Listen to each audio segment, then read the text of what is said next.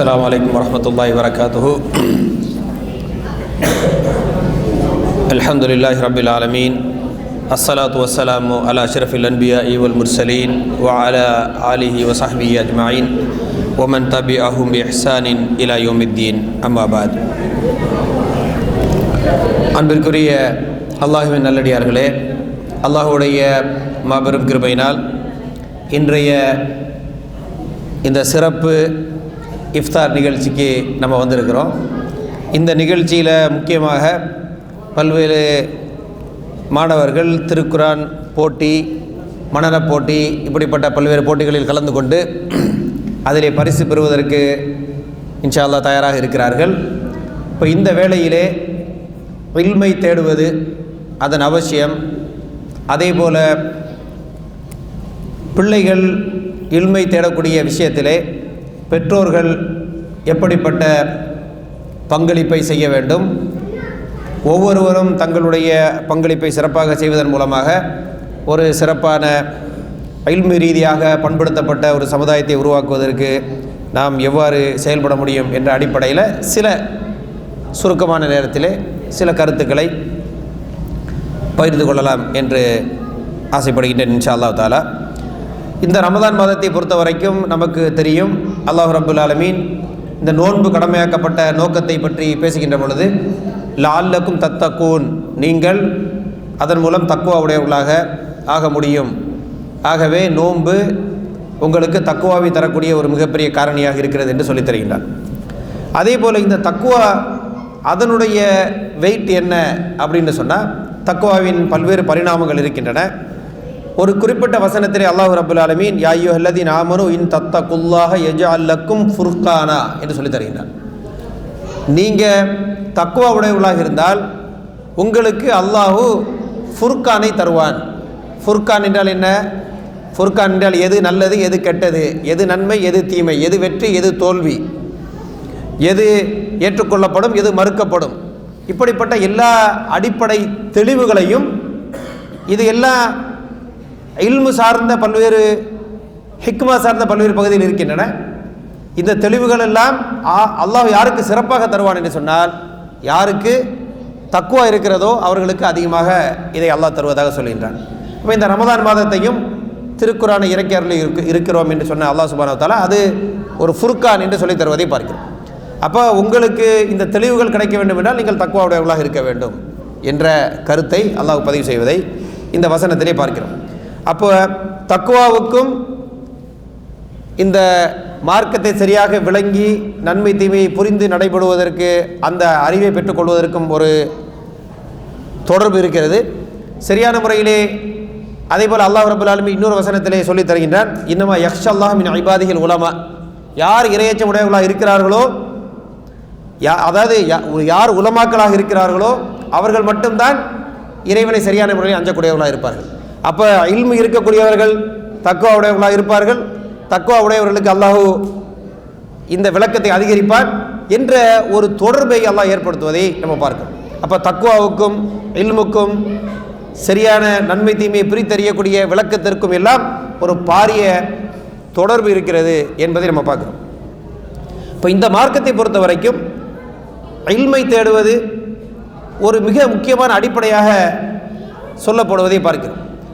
சரியான முறையிலே அமல் செய்ய வேண்டும் என்றால் அந்த அமலை சரியாக செய்வதற்கு தேவையான அடிப்படை இல்மு அவசியமானதாக மாறுகிறது. சரியான இல்மு இல்லை என்று சொன்னால் செய்யக்கூடிய அமல்கள் பல வேளை பயனில்லாமல் போகக்கூடிய சாத்தியம் இருக்கிறது. ஆகவே தான் இல்மு தேடக்கூடிய விஷயத்தை மிக முக்கியமான ஒரு விஷயமாக அறிஞர்கள் நமக்கு கற்றுத்தருகிறார்கள். மார்க்கம் மிக முக்கியமான ஒரு பகுதியாக சொல்லி தருவதை பார்க்கிறோம். எந்த அளவுக்கு என்று சொன்னால், அல்லாஹ் ரப்புல் ஆலமீன் திருக்குரானில் நமக்கு சொல்லி தருகின்றான், குல் ஹல் யஸ்தவில்லதீன யாலமூன வல்லதீன லா யாலமூன். ஒரு விஷயத்தை அறிந்தவர்களும் அதே போல அறியாமையில் இருக்கக்கூடிய மக்களும் சமமாவார்களா? நிச்சயமாக சமமாக மாட்டார்கள். அப்போ யாருக்கு தரஜா கூட? அதே போல் அல்லாஹ் ரப்புல் ஆலமீன் சொல்லி காட்டுகின்றான், இன்னமா யதக்கரு உலுல் அல்பாப். யார் நற்போதனை பெறுவார்கள் என்று சொன்னால் புத்தி உள்ளவர்கள் தான் சரியான முறையிலே நற்போதனையை பெறுவார்கள் என்று அல்லாஹ் சொல்லி தருவதை பார்க்கிறோம். அப்போ அறிவுடையவர்களும் அறிவு இல்லாதவர்களும் சமமாவார்களா? சமமாக மாட்டார்கள். அப்போ யாருக்கு தரஜா? அல்லாஹ் சொல்லி தருகிறான், யர்ஃபா இல்லாஹு அல்லதீன ஆமனு மின்கும் வல்லதீன ஊத்துல் இல்ம தரஜாத். உங்களில் ஈமான் கொண்டவர்களை அல்லாஹ் அந்தஸ்தில் அதிகரிக்க செய்கின்றான். யாருக்கு இல்ம் இருக்கிறதோ அவர்களுக்கு அந்தஸ்துகள் இருக்கின்றன என்று அல்லாஹ் ரப்புல் ஆலமீன் சொல்லி தருவதை பார்க்கிறோம்.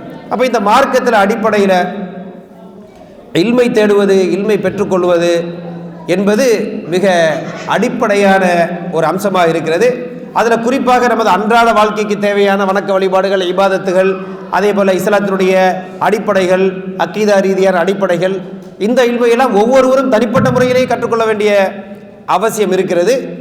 அதே போல் இன்னும் அதிகப்படியான மார்க்க ரீதியான இல்முகளை கற்றுக்கொள்ள வேண்டிய கடமை குறைந்தபட்சம் ஒரு சிலருக்காவது இருக்கிறது. அது கிஃபாயா என்று சொல்வார்கள்.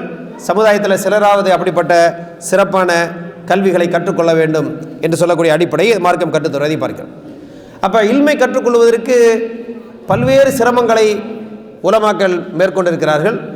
எவ்வளவு சிரமம் வேண்டுமானாலும் இல்மை தேடுவதற்கு மேற்கொள்ளலாம், அந்த அளவுக்கு அது தகுதி வாய்ந்தது என்பதை பல சம்பவங்கள் நமக்கு தெளிவுபடுத்துகிறது. உதாரணமாக மூசா அலைஹிஸ்ஸலாம் அவங்களுடைய சம்பவம் நமக்கு சொல்லித் தருகிறது.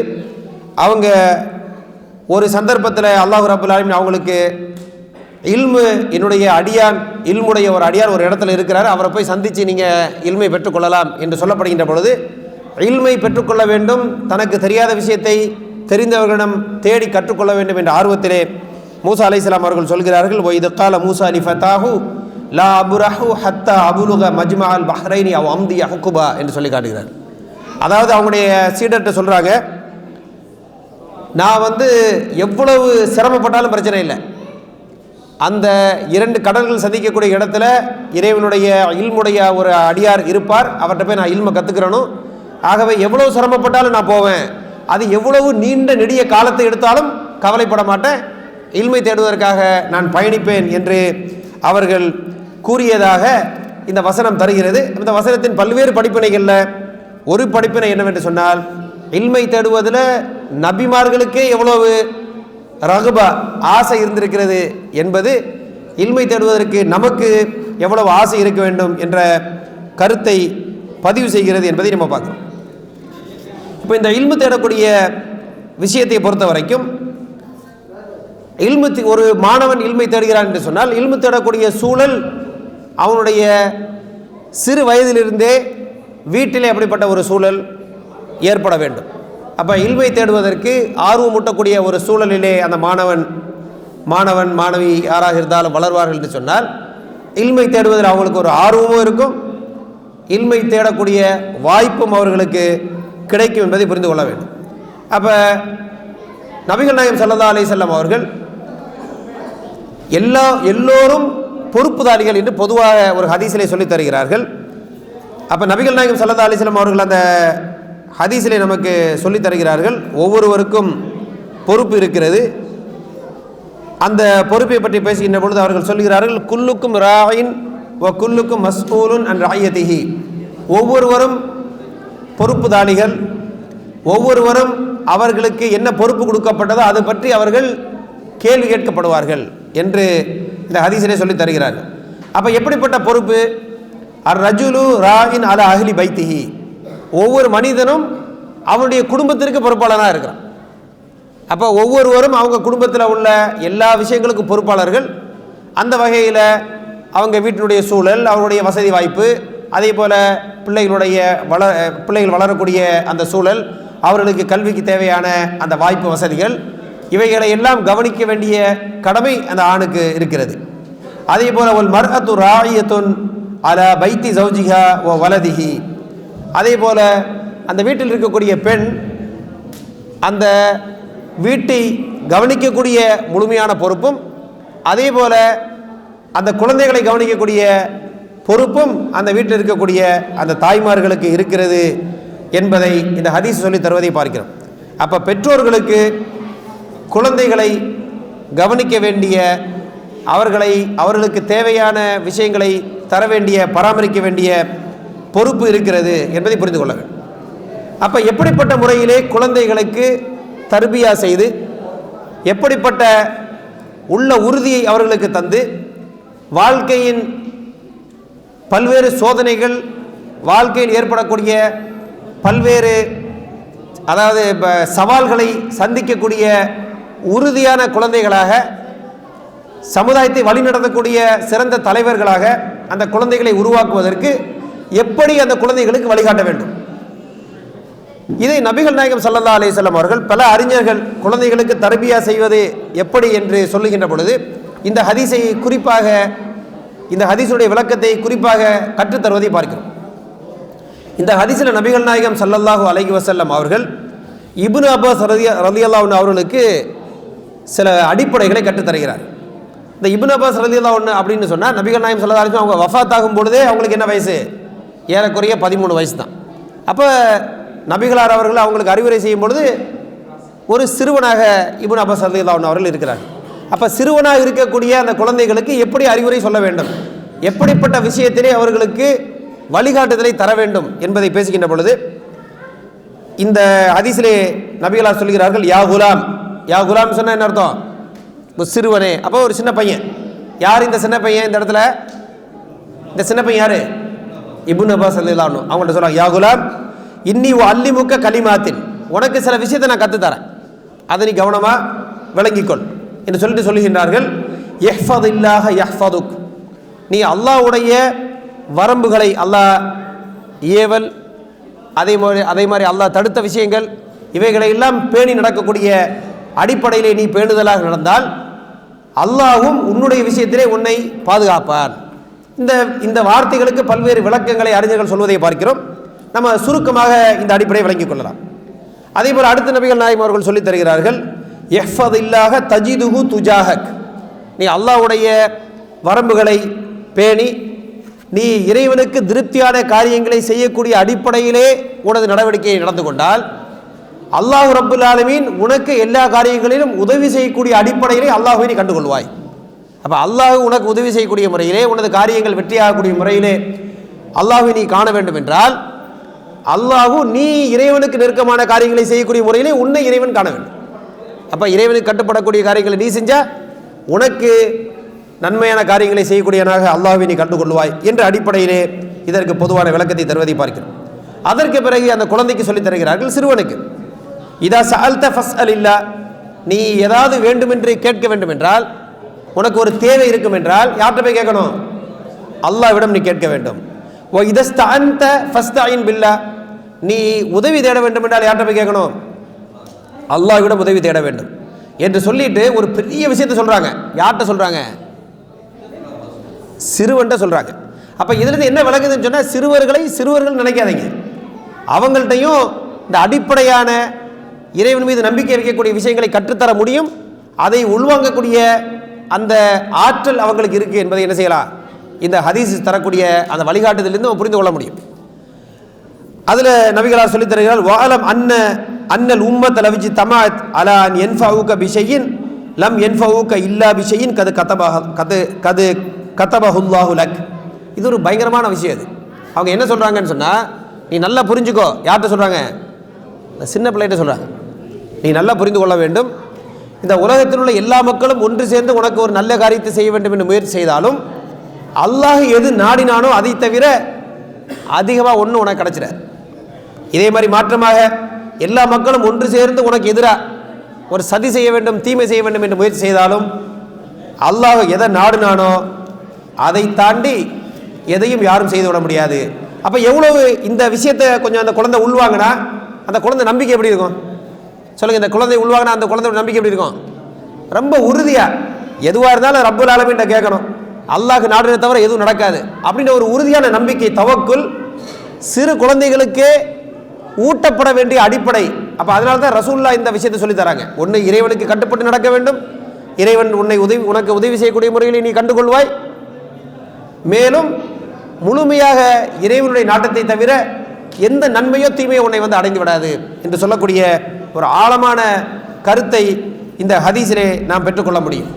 அதே போல லுக்மான் அவர்கள், லுக்மான் இப்னுல் ஹக்கீம், அதாவது லுக்மான் த வைஸ் என்று சொல்வார்கள், ஞானம் பொருந்திய அந்த லுக்மான் என்று சொல்லக்கூடிய அந்த அறிஞர் தனது குழந்தைக்கு உபதேசம் செய்கின்ற பொழுது என்ன சொல்றாரு? யா புனைய லா துஷ்ரிக் பில்லா, அதே மாதிரி யா புனைய அகிமி ஸலாத்த வஅ்முர் பில் மஅரூஃபி வன்ஹா அனில் முன்கர் வஸ்பிர் அலாமா அஸாபக். அப்போ குழந்தைக்கு என்னெல்லாம் சொல்லி தராங்க பாருங்க, நிறைய விஷயம் சொல்றாங்க.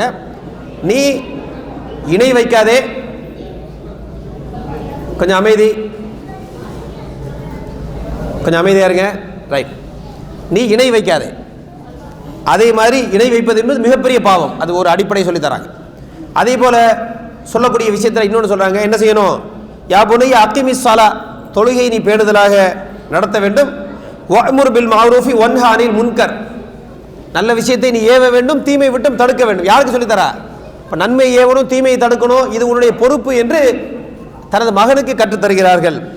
அப்புறம் சொல்றாங்க ஒஸ்பிர் அலாமா அஸாபக், உனக்கு பல்வேறு கஷ்டம் வரலாம், சோதனை வரலாம், பல்வேறு பிரச்சனைகளை சந்திக்கலாம். அப்ப நீ என்ன செய்யணும்?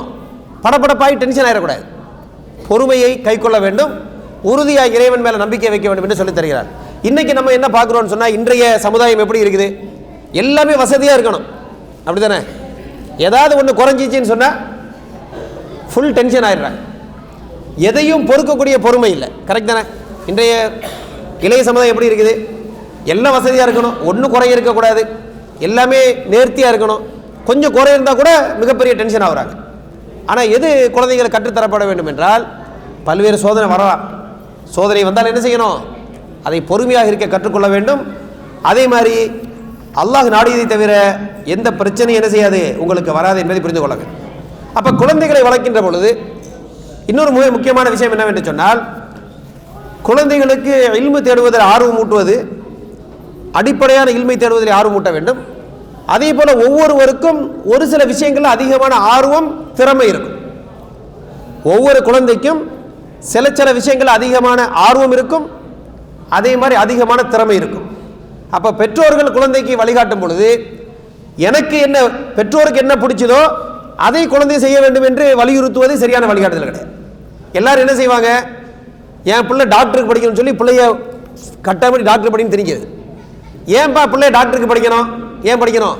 எல்லாம் எப்படியாவது என் பிள்ளை டாக்டர் ஆகணும் எனக்கு ஆசை. அது உங்க ஆசை. உனக்கு டாக்டர் படிக்கணும் ஆசை பண்ண நீ என்ன செஞ்சிருக்கணும்? யார் படிச்சிருக்கணும்? உங்களுக்கு அவ்வளோ பயங்கரமாக டாக்டர் படிக்க ஆசை இருந்தால் என்ன செஞ்சுக்கணும்? நீ படித்து டாக்டராக இருக்கணும். அவன் படிக்கும்போது டாக்டர் படிக்கல. இப்போ என்ன செய்யணும்? எனக்கு ஆசை இருக்குன்னு சொல்லி பிள்ளை டாக்டர் படிக்கணும், அப்படின்னா படிக்க வைக்க. பிள்ளைக்கு உண்மையில டாக்டர் படிக்கணும்னு ஆசை இருக்குன்னு வைங்க, அப்போ நீ டாக்டர் படிக்க தேவையில்லை, எனக்கு டாக்டர் வேலை பிடிக்கல அப்படின்னு சொன்னது இல்லை. பிள்ளைக்கு டாக்டர் படிக்க ஆசை இருந்தால் அதுக்கு என்னெல்லாம் நீங்கள் உதவி செய்ய முடியுமோ செய்யுங்க. அல்லது குழந்தைக்கு வேறு ஒரு துறையில் ஆர்வம் இருக்குது, வேறு ஒரு வகையான துறையில் அவங்க கல்வியில் அவங்க ஆர்வம் இருக்குன்னு சொன்னால் அது மார்க்கத்துக்கு முரணில்லாத அடிப்படையாக இருக்க வேண்டும். அது பொதுவாக நமக்கு தெரியும். அந்த குழந்தைக்கு பொருத்தமாக, குழந்தைக்கு எதில் ஆர்வம் இருக்குதோ, குழந்தைக்கு எதில் திறமை இருக்குதோ, அந்த அடிப்படையிலே அவர்களுக்கு ஒத்தாசையாக இருந்து அவர்கள் அதில் மிளிர்வதற்கு நம்ம என்ன செய்யணும்? துணை புரியக்கூடிய பெற்றோர்களாக இருக்க வேண்டும். இது ரொம்ப முக்கியம். ஏன்னா பெரும்பாலும் பெற்றோர்கள் என்ன நினைக்கிறாங்கன்னா, அவங்க ஆசைப்பட்டதை பிள்ளை செய்யணும்னு ஆசை நினைக்கிறாங்க. இது அடிப்படையில் பொருத்தமான விஷயம் அல்ல என்பதை புரிந்து கொள்ள வேண்டும். நபிகளார் அவர்கள் ஹதீஸில் சொல்லித் தருகிறார்கள், அல் முஃமினுல் கவியு ஹைருன் வ அஹப்பு இலல்லாஹி மினல் முஃமினி தைஃபி வ ஃபீ குல்லின் ஹைர். மூமின்களில் நல்ல பலமான உறுதியான மூமின் மிக அல்லாஹ்வுக்கு மிக விருப்பமானவராக, மிக சிறந்தவராகவும் அல்லாஹ்வுக்கு மிக விருப்பமானவராகவும் இருக்கிறார்.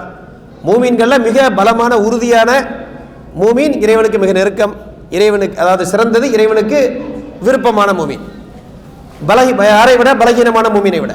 ஆனால் மூமின்கள் எல்லோரிலும் ஹைர் இருக்கிறது என்று நபிகளார் சொல்லி தருகிறார். அப்போ இதை தாண்டி அடுத்து வருகின்ற பொழுது அவங்க சொல்லி தராங்க, இஹ்ரிஸ் அலாமா என்ஃபவுக். இங்கே கவனிங்க, ரசூலுல்லாஹ் என்ன சொல்றாங்க பாருங்க.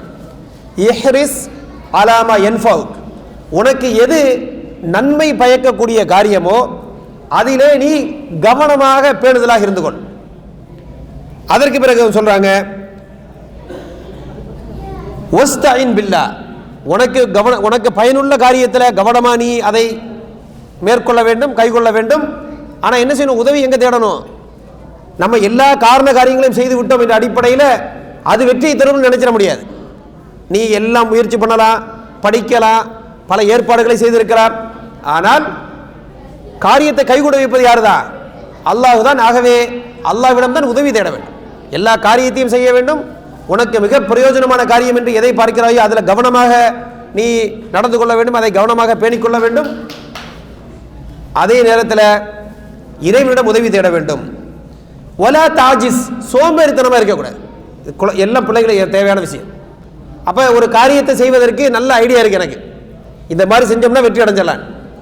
ஆனால் சோம்பேறித்தனமாக அந்த காரியத்தை செய்யாமல் இருந்தால் ஐடியா மட்டும் இருந்தால் வெற்றி அடைய முடியுமா? முடியாது. ஐடியாவும் இருக்கணும், அந்த காரியத்தை செய்யவும் செய்யணும். சில பேர் ஐடியா இல்லாமல் செயல்பட்டுக்கிட்டு இருப்பான், அதுவும் நன்மை கிடையாது. சில பேருக்கு என்ன செய்யணும்னு தெரியும், செயல்படாமல் இருப்பான், நன்மை கிடையாது. அப்போ என்ன செய்யணும்னு தெரியணும், செயல்படவும் தெரிய வேண்டும், இறைவன் மேலே தவக்கல் வச்சு உதவி தேடவும் தெரிய வேண்டும். இதை தாண்டி ஏதாவது தோல்வி வந்து விட்டால், இது மிக முக்கியமான விஷயம். பெரும்பாலும் பிள்ளைங்களுக்கு தோல்வியை எதிர்கொள்ளக்கூடிய அந்த பயிற்சியும் தர வேண்டும். இன்றைக்கு போட்டி நடந்திருக்குது, சில பேர் வெற்றி அடைஞ்சிருக்கிறாங்க, சந்தோஷம். ஆனால் வெற்றியை கையாளுவதை விட அதிகமான பயிற்சி எங்கே தெரியுமா கிடைக்கும்? தோல்வியை எதிர்கொள்வதில். ஒருத்தனுக்கு தோல்வி, எவ்வளவு தோல்வி வந்தாலும் அதை எதிர்கொள்ளக்கூடிய ஆற்றல் இருக்கிறது, தோல்வி வந்தால் துவண்டு விடாமல் இருக்கக்கூடிய தன்மை இருக்கிறது என்பது வெற்றி கிடைப்பதை விட அதிகமான பயிற்சியை தரக்கூடியது ஒருவனுக்கு கிடைக்கக்கூடிய தோல்வி. அப்போ எவ்வளோ கஷ்டம் வந்தாலும் என்ன செய்யக்கூடாது, கவலை அடைவதில்லை, அல்லாஹ் நம்மளை பார்த்துக்குருவா என்று சொல்லக்கூடிய இந்த பகுதி இருக்க வேண்டும் என்பதை புரிந்து கொள்ள வேண்டும். இதில் முக்கியமாக எஹ்ரிஸ் அலாமா என்ஃபவு, உங்களுக்கு எது நன்மை தருமோ அதை நீங்கள் தேர்ந்தெடுத்துக் கொள்ள வேண்டும் என்ற விஷயத்தில் சில அறிஞர்கள் சொல்லுகின்றார்கள், எந்த விஷயத்தை தேர்ந்தெடுப்பது. அப்போ இந்த இடத்துல தான் நான் உங்கள்கிட்ட சொல்லி காட்டினேன், உங்கள் குழந்தைக்கு எதிரி அதிகம் ஆர்வம் இருக்கிறது, எதிரி அதிகம் திறமை இருக்கிறது.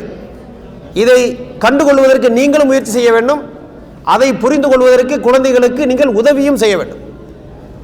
அப்படி உதவி செய்து வரக்கூடிய சமயத்தில் அவங்களுக்கு பொருத்தமான முறையில் எந்த துறை, எந்த கல்வி, எப்படிப்பட்ட பாடம், எப்படிப்பட்ட சூழல், அது அதாவது விளையாட்டு துறையாக இருந்தால் கூட மார்க்கத்துக்கு அதில் நன்மை தரக்கூடிய முறையில் இருந்துன்னு சொன்னால் அப்படிப்பட்ட பயிற்சிகள் எதுவாக இருந்தாலும் சரி. சில பேருக்கு ஃபிசிக்கலாக வேலை செய்யறதுல ஆர்வம் இருக்கலாம், அப்போ தற்காப்பு பயிற்சி பல வகையான முறையில் என்ன செய்யலாம், இந்த குழந்தைகளுக்கு பயிற்சி தர முடியும்.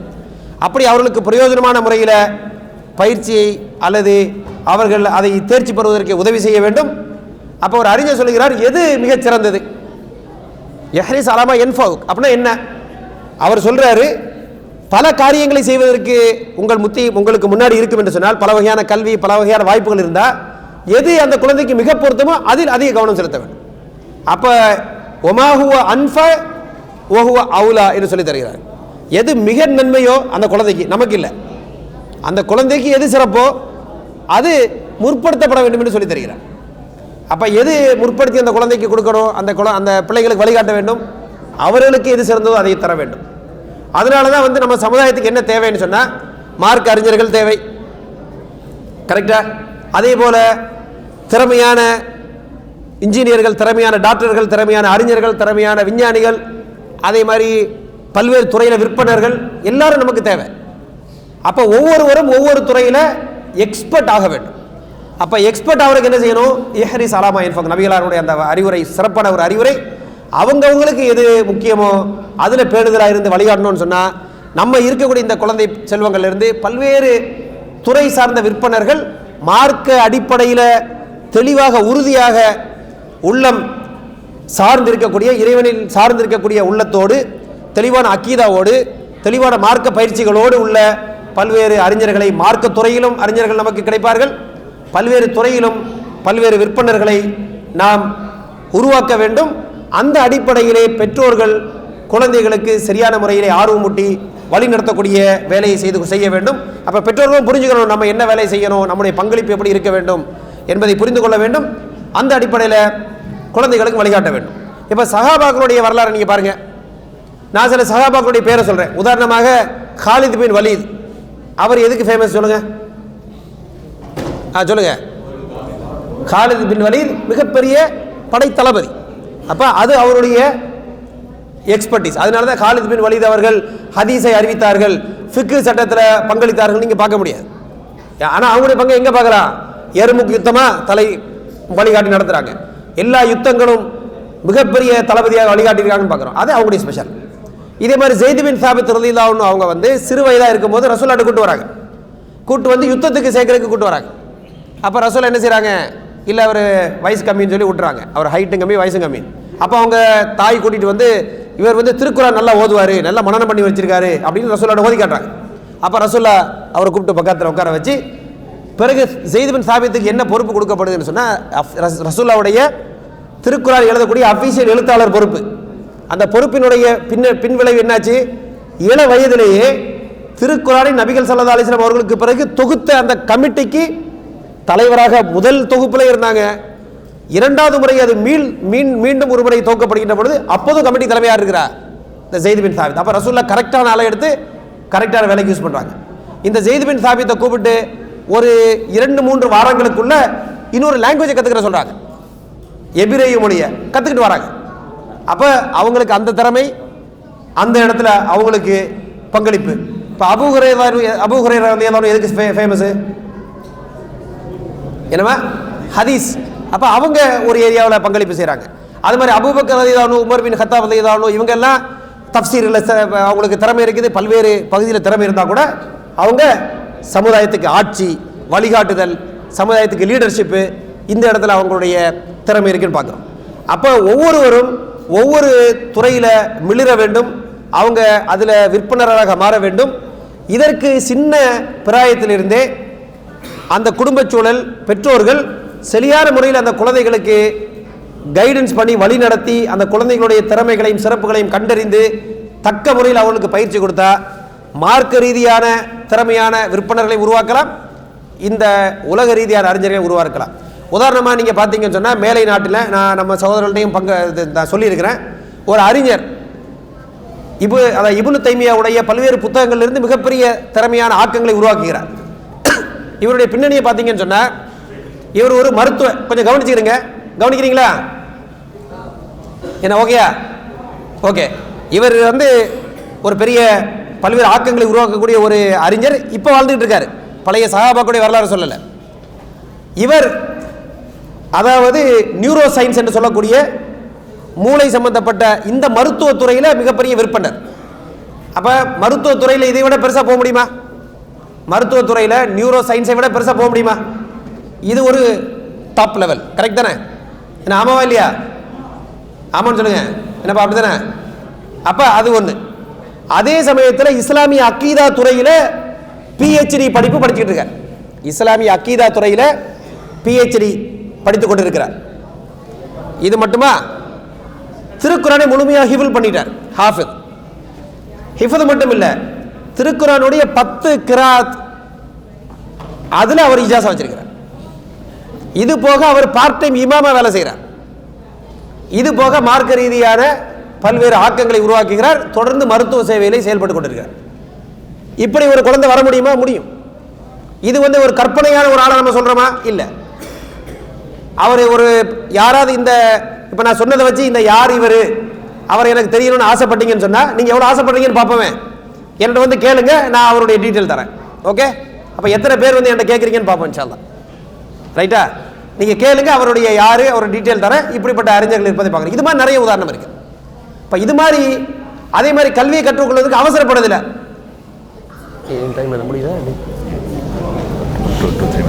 இப்போ கல்வியை கற்றுக்கொள்வதற்கு நம்ம என்னன்னு சொன்னால், 12th முடிச்சிட்டோம், டக்குன்னு 4 வருஷம் படிச்சிடணும், டக்குன்னு வேலைக்கு போயிடணும்.